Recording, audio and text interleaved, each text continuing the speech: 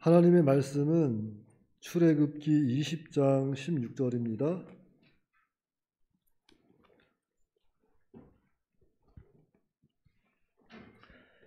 출애굽기 20장 16절 다 같이 한 목소리로 합독하겠습니다. 시작. 내 이웃에 대하여 거짓 증거하지 말라. 아멘. 네, 제9계명. 오늘 말씀의 제목은 제9계명. 내 이웃에 대하여 거짓 증거하지 말라. 지난주에 다 개강했나요? 학교 가신 분들 계세요? 친구 만났어요? 친구? 새로운 친구, 새 학기, 새 선생님들. 제가 요즘에 계속 10계명을 계속 이어나가서 말씀을 증거하고 있는데요. 웬만하면 좀 해라 하고 싶은데 하지 말라 해서 참 미안해요. 근데 우리가 또 하나님의 말씀을 또 잘 받아서, 또 하나님은 우리 아버지가 되시잖아요. 아버지가 너 이렇게 하면 안 된다, 하지 말아라 하면서 계속 길로 인도하시는 거니까 우리가 정말 믿음으로 잘 받아서 하나님께서 뜻하신 바, 여러분들에게 계획하신 그 온전한 선한 길 잘 걸어가시기 바랍니다. 자, 오늘 제9계명, 내 이웃에 대하여 거짓 증거하지 말라. 내 이웃에 대하여 거짓 증거하지 말라 그랬습니다. 그러니까 내 이웃에 대하여 거짓 증거하지 말라 하는 것이 하나님의 또 명령입니다. 거짓 증거. 거짓말 나쁜 거죠. 거짓말 나쁜 겁니다. 근데 거짓이 어디서 시작됐는지 아세요? 처음부터 거짓말쟁이가 있었어요. 처음부터. 거짓의 아비는 마귀다 그랬어요. 그래서 거짓말하면 우리가 마귀 종되는 거예요. 여러분, 종생활하는 게 즐거워요, 고돼요? 고되죠. 저쪽은 아직 종 안 돼봐서 잘 모르나 본데 포로 생활하는 게 고돼요, 안 고돼요? 머슴 생활하는 거 고되잖아요. 그래서 우리가 거짓말하면 마귀 종되는 줄 알고 거짓말하면 안 되겠어요. 그래서 거짓 증거는 참 나쁜 겁니다.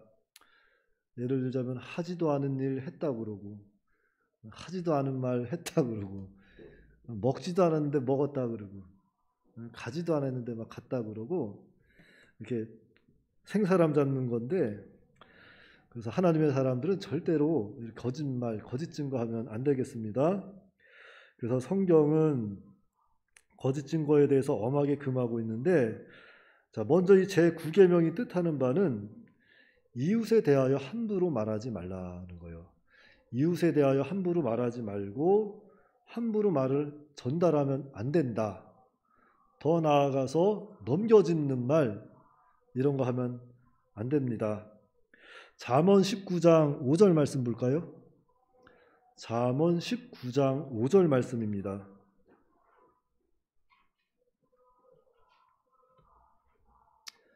잠언 19장 5절 말씀 다 같이 합독하겠습니다. 시작. 거짓 증인은 벌을 면하지 못할 것이요 거짓말을 하는 자도 피하지 못하리라. 자, 거짓 증인은 벌을 면치 못한다. 바꿔 말하면 거짓 증인에게는 하나님의 공의의 심판이 있을 것이다 하는 거예요. 19장 9절 자, 잠언 19장 9절 말씀도 한번 볼까요? 잠언 19장 9절 말씀 다 같이 시작. 거짓 증인은 벌을 면하지 못할 것이요 거짓말을 뱉는 자는 망할 것이니라. 이렇게 성경은 분명하게 이렇게 거짓 증거에 대해서 엄하게 금하고 있습니다. 또 잠언 19장 28절 말씀, 잠언 19장 28절 말씀 다 같이 시작. 망령된 증인은 정의를 업신여기고 악인의 입은 죄악을 삼키느니라. 자, 정의를 업신여긴다. 하나님의 공의를 업신여긴다는 거예요. 하나님의 공의를 업신여기고 그냥 던져버리는 거죠. 그런데 악인의 입은 죄악을 삼킨다. 자신의 입으로 거짓을 토하고 그 토한 죄악된 것을 자기 입으로 삼키게 된다는 것을 의미하고 있습니다. 그래서 성경은 이렇게 거짓 증거를 엄하게 금하고 있습니다. 자, 그러면 하나님께서 왜 거짓 증거를 이렇게 큰 죄로 여기시는가? 그 첫째는 거짓 증거는 진리의 위반이 되기 때문입니다. 진리의 위반. 자, 거짓 증거하는 순간 진리를 위반하는 거예요. 그러니까 믿는 자는 율법을 어기는 것이고 안 믿는 자는 양심의 법을 어기는 겁니다. 그래서 죄를 짓게 되는 거예요. 이 양심의 법에 대해서는 로마서 2장 14절 15절 말씀에 기록이 되어 있어요. 그러니까 한마디로 말해서 거짓 증거하면 하나님 말씀 불순종하는 거예요. 하나님 말씀 불순종하는 거. 그래서 거짓 증거는 하나님 앞에 큰 죄가 됩니다. 사람과 사람 관계에서만 죄를 짓는 것이 아니라 하나님 앞에서 죄를 짓는 그런 큰 죄가 되는 것입니다. 그리고 하나님은 왜 이 거짓 증거를 큰 죄로 여기실까? 두 번째는 남에게 해를 끼치는 일이 되기 때문입니다. 남에게 해를 끼치는 일이 된다. 그러니까 거짓 증거는 남에게 해를 끼치고 그 사람의 인격을 말살하는 아주 큰 죄가 됩니다. 호랑이는 죽어서 가죽을 남기고 사람은 죽어서 이름을 남긴다는 말이 있습니다. 그러니까 잘못된 소문으로 인해서 저 사람 나쁜 사람이다 그럼 그 사람은 죽어서도 좋은 사람일까요? 나쁜 사람일까요? 나쁜 사람이 되는 거예요. 저 사람 나쁜 사람이다 한번 이렇게 각인이 되면 그 사람은 죽어서도 나쁜 사람이 되는 거예요. 그 사실 여부를 떠나서. 자, 얼마 전에도 젊은 여자 연예인 한 사람이 자살을 하는 참 안타까운 소식을 들었습니다. 우리에게 참 TV를 통해서 웃음을 주고 기쁨을 주고 즐거움을 주었던 참 연예인인데 젊은 나이에 생을 마감했습니다. 왜 그랬을까요? 다 그 잘못된 인터넷 댓글로 인해서 상처받고 이렇게 생을 마감하게 되는 거예요. 그래서 이 거짓 증거는 그 사람의 인격을 말살하는, 더 나아가서 그 사람의 목숨도 빼앗아 갈 수 있는 아주 큰 죄가 되는 것입니다. 사도행전 6장 10절부터 보겠습니다. 사도행전 6장 10절부터 13절 말씀,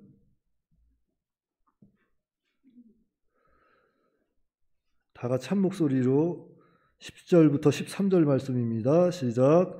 스데반이 지혜와 성령으로 말함을 그들이 능히 당하지 못하여 사람들을 매수하여 말하게 하되 이 사람이 모세와 하나님을 못 오가는 말을 하는 것을 우리가 들었노라 하게 하고 백성과 장로와 서기관들을 충동시켜 와서 잡아가지고 공회에 이르러 거짓 증인들을 세우니 이르되 이 사람이 이 거룩한 곳과 율법을 거슬러 말하기를 마지 아니하는도다.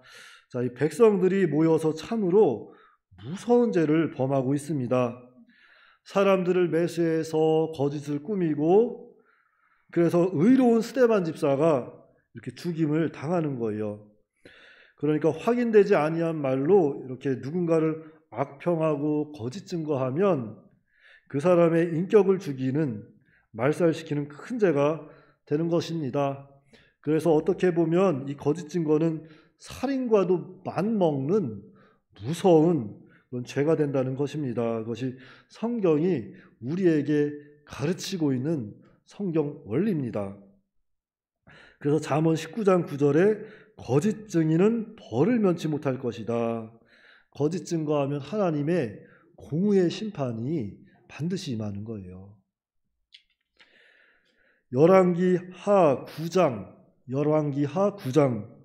30절부터 37절 말씀입니다. 열왕기하 9장 30절부터 37절 말씀. 자, 제가 봉독해 드리겠습니다.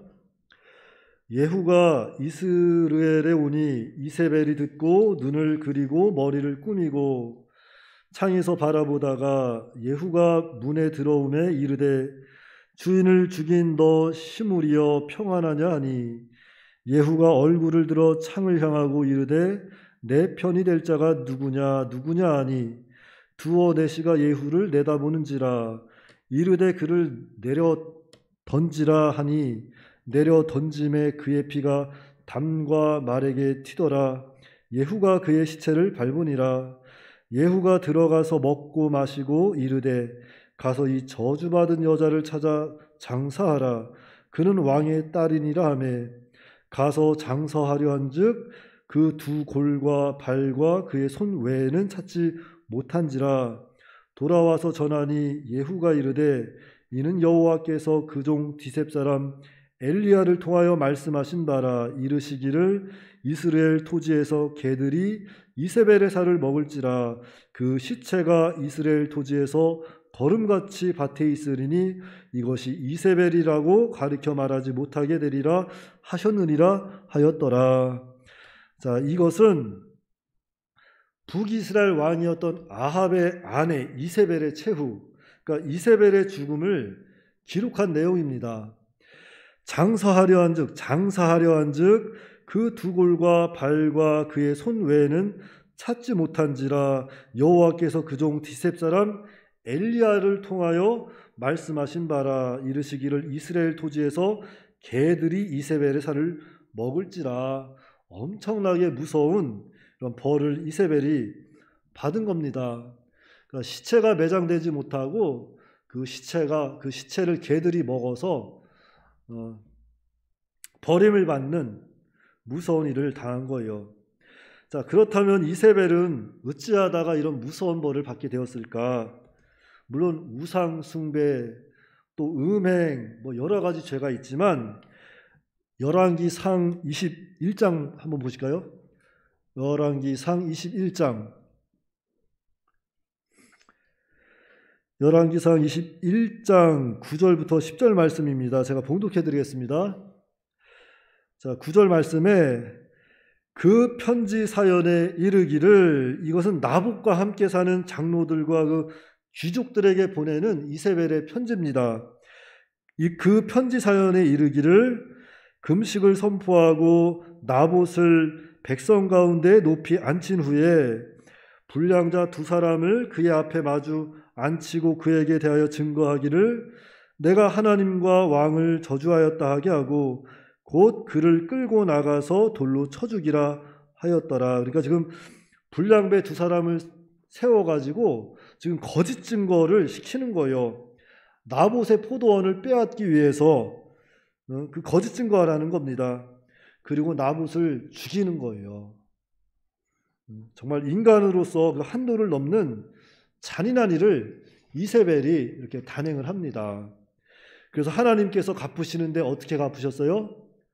하나님의 말씀대로 하나님의 공의의 심판으로 이렇게 벌하시는 거예요. 그래서 열왕기상 21장 23절 말씀에 이세벨에게 대하여도 여호와께서 말씀하여 이르시되 개들이 이스라엘 성읍 곁에서 이세벨을 먹을지라. 하나님의 무서운 심판입니다. 하나님의 말씀대로 심판하시는 거예요. 하나님의 공의대로. 개들이 이스라엘 성읍 곁에서 이세벨을 먹을지라. 정말 하나님의 무서운 공의의 심판이 임하는 것입니다. 그래서 거짓 증거하면 돼요, 안 돼요? 안 되죠? 오늘 학생 한 사람이 잘 배웠네요. 자, 거짓 증거하면 돼요, 안 돼요? 안 되죠. 자, 이 십계명은 하나님께서 우리에게 무슨 족쇄로 채우려고 주신 게 아니에요. 십계명은 하나님께서 우리에게 스탠다드, 즉 요 선을 넘지 말아라, 그러는 거죠. 아주 십계명 지키는 것이 어려운 것이 아닌데 사람들은 이 십계명을 너무나도 쉽게 잊어버리고 이 십계명을 범합니다. 특별히 이렇게 이 말하는 것에 있어서 거짓말하면 절대 안 되고 거짓 증거하면 안 되고 특별히 넘겨짚는 말 이런 거 하면 안 돼요. 아주 생사람 잡는 겁니다. 강무사님도 가끔 신앙생활을 하다 보면은 뜻하지 않게 하지도 않은 말 했다 그래가지고 곤욕을 치른 경우가 있습니다. 그래서 어떻게 했을 것 같아요? 그 사람 찾아가서 막 싸웠을까요? 안 그랬어요. 잘못했습니다. 제가 말을 잘못했나 봅니다. 죄송합니다. 저 때문에 신앙이 좀 약해졌다면 너그러운 마음으로 용서해 주시고 우리 같이 즐겁게 신앙생활 합시다 했죠. 근데 강도사님도 속으로는 전 사람이잖아요. 하기 싫은 거라. 하기 싫은데도 어쩌겠어. 살려야지. 그렇잖아요. 예수님 나 살리려고 십자가에 죽으셨는데 그거 하나 못 하겠어요. 가서 그냥 사정했지. 잘못했다고 싹싹 빌었죠. 그랬더니만 나와서 열심히 또 신앙생활 하시더라고. 근데 앞에서 강사님이 또 찬송 인도하잖아요. 열심히 따라 불러요.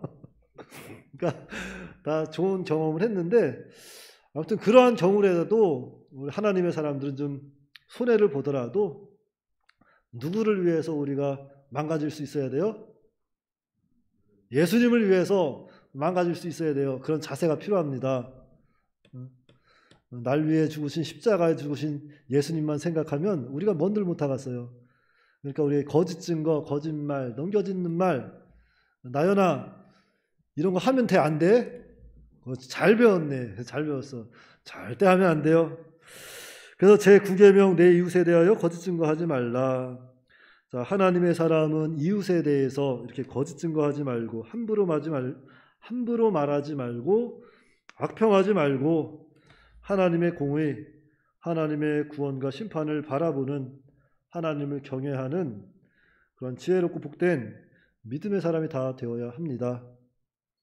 그러니까 이 십계명 정말 하나님께서 우리에게 주신 아주 보약과도 같은 거예요. 우리가 십계명만 잘 지켜도 세상에서 의롭다는 소리를 듣고 살아갈 수 있습니다. 자, 우리 한번 제1계명이 뭐였죠? 너는 나 외에 당신을 섬기지 마라. 제2계명은 우상을 만들어서 절하지도 말고 섬기지도 말아라. 제3계명 망령되이 일컫지 말아라. 제4계명은 뭐죠? 안식일을 기억하여 거룩하게 지키라. 그런데 이 안식일 지키는 것은 우리가 교회만 왔다 갔다 하는 것이 아니라 우리가 온전히 사고 팔지 아니하고 뭐 이런 것들 안식일날 지켜야 할 것들을 또 잘 지키고 제5계명 내 부모를 공경하라. 자, 여러분 그때 5계명 잘 배우고 나서 집에 가서 부모님 지금 공경하고 있어요? 잘 공경해야 돼요. 공경하는 게 뭐예요? 부모님 말씀 잘 순종하는 것도 하지만 부모님 마음 근심 걱정 안 끼치는 게 제일 좋겠죠. 그러니까 우리 여자 청년들은 자매님들은 집에 일찍 들어가야 돼요? 늦게 들어가야 돼요? 부모님이 걱정하기 전까지는 들어가야 되겠죠. 대답 안 하는 거 보니까 다 안 들어가려고 그러네. 일찍 들어가야 돼요. 남자 청년들은 여자친구 있으면 일찍 들여보내야 돼요? 붙잡고 있어야 돼요? 그렇지, 일찍 들여보내야 돼요. 착하네. 일찍 들여보내고 그래야 돼요. 일찍 만나서 일찍 헤어지면 되는 거라. 그렇죠? 그리고 요즘에 여자친구 생겼다고 지금 가끔 데리고 와서 그냥 그래도 감사님이 장가 갔으니까 다행이죠. 안 갔으면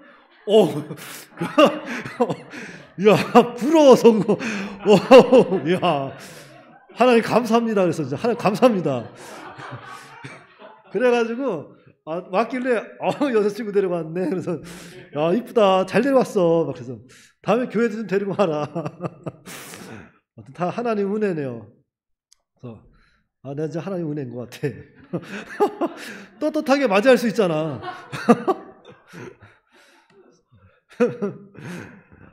부모님한테 잘 공경하시고 제6계명 살인하지 말아라. 살인하지 말고 제7계명 간음하지 말고 제8계명 뭐죠? 도둑질하지 말고 오늘 제9계명 거짓 증거하지 맙시다. 기도하겠습니다. 하나님 아버지 은혜를 감사합니다. 하나님께서 또한 사랑하는 우리 청년부 지난 한 주간도 세상에 나가서 여러 가지 모양으로 이렇게 주님 앞에 섰다가 주님의 전에 오늘 이렇게 나왔사오니 하나님께서 위로받을 자 위로하여 주시옵시고 또 능력 주어서 새 힘을 주실 자 새 힘 주셔서 또 한 주간을 지낼 때에 독수리가 날개치는 힘을 가지고 살아갈 수 있도록 은혜로 역사하여 주시옵소서. 특별히 오늘 제 9계명을 통해서 너는 내 이웃에 대하여 거짓 증거하지 말라고 하였사오니 우리가 또 거짓말하는 것들, 넘겨짓는 말 이런 것들 늘 하지 않도록 도와주시옵소서. 우리 또 다윗도 참으로 하나님의 사람이었지만 그도 늘 기도하기를 내 입술에 파수꾼을 세우시고 내 입술의 문을 지켜달라고 기도하였사오니 오늘 우리들도 다윗과 같이 우리의 입술을 늘 지켜서 하나님을 기쁘시게 하고 사람들에게 또한 기쁨을 주는 그런 선한 길을 나아갈 수 있도록 은혜로 역사하여 주시옵소서. 예수님의 이름으로 기도하옵나이다. 아멘.